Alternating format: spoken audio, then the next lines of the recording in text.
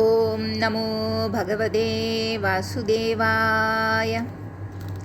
എല്ലാവർക്കും ഭാഗവത കഥയിലേക്ക് സ്വാഗതം. ഇന്ന് നമ്മൾ പറയാൻ പോകുന്ന കഥ സ്കന്ധം 3 21 കഥയാണ്. ആത്മാവ് കൊണ്ട് ആത്മാവിനെ സൃഷ്ടിക്കുക. ജന്മരഹിതനായ ഭഗവാൻ പറഞ്ഞത് അനുസരിച്ച് മനസ്സിനെ ഏകാഗ്രമാക്കി ബ്രഹ്മദേവൻ 100 ദിവ്യ സംവത്സരം കഠിന തപസ്സു ചെയ്തു.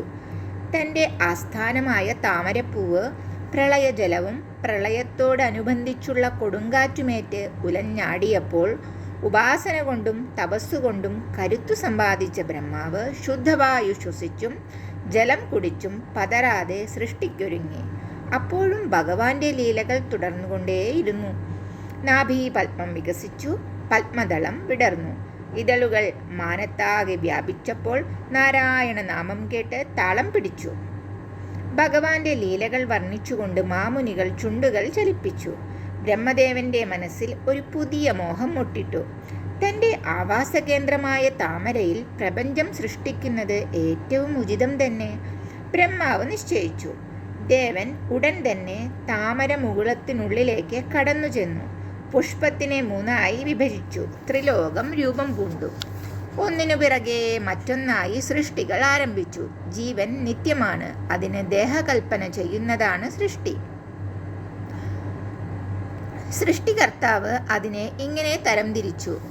എല്ലാ ജീവികൾക്കും വേണ്ടിയാകുന്നു. 1 മഹത്വത്തിൻ്റെയും, 2 അഹങ്കാരത്തിൻ്റെയും, 3 ഭൂതസൂക്ഷ്മത്തിൻ്റെയും, 4 ജ്ഞാനേന്ദ്രിയം, കർമ്മേന്ദ്രിയം എന്നിവയുടെയും, 5 സത്വവികാരാത്മകമായ ദേവതകളുടെയും, 6 ജീവികൾക്ക് ആവരണ വിക്ഷേപങ്ങൾ നിർവഹിക്കുന്ന അവിദ്യയുടെ പ്രാകൃത സൃഷ്ടിയും, 7 സ്ഥാവരങ്ങളുടെ 6 വിധം സൃഷ്ടികളുമാകുന്നു. ആ 6 ഇനം വൃക്ഷങ്ങൾ, ഓഷധികൾ, മുളകൾ, ലതകൾ, പുഷ്പങ്ങളും പഴങ്ങളുമുള്ള മഹാവൃക്ഷങ്ങൾ, വനസ്പതികൾ ഇവയാകുന്നു.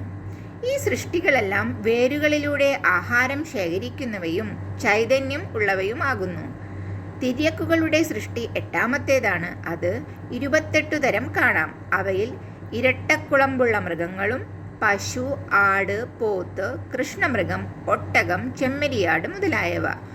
മറ്റുള്ളവ ഒറ്റക്കുളമ്പുള്ളവയുമാണ്. അതിൽ കഴുത, കുതിര, ശരഭം, ചമരി മുതലായവ ഉൾപ്പെടുന്നു.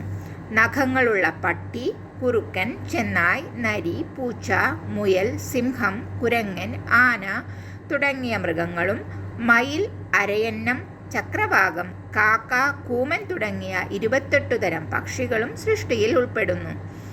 കൂടാതെ വിഭുതന്മാർ, പിതൃക്കൾ, അസുരന്മാർ, ഗന്ധർവന്മാർ, അപ്സരസ്സുകൾ, ഭൂതപ്രേത പിശാചുക്കൾ, സിദ്ധചാരണ വിദ്യാധരന്മാർ, യക്ഷരക്ഷസുകൾ, കിന്നരന്മാർ എന്നിങ്ങനെ ദേവസൃഷ്ടികളും ചെയ്തു. എന്നിട്ടും സൃഷ്ടികൾ അഭിവൃദ്ധി പ്രാപിച്ചില്ല. ഇനി എന്തു വേണമെന്നറിയാൻ ബ്രഹ്മാവ് ഭഗവാനെ ശരണം പ്രാപിച്ചു. അഭിപ്രായം ആരാഞ്ഞു.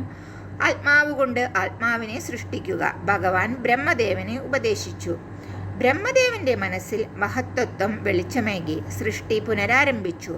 മികച്ച 10 തരം സൃഷ്ടികൾ പുറത്തുവന്നു. ഭഗവാൻ പുഞ്ചിരി തൂകി സൃഷ്ടികർത്താവിനെ അനുഗ്രഹിച്ചു.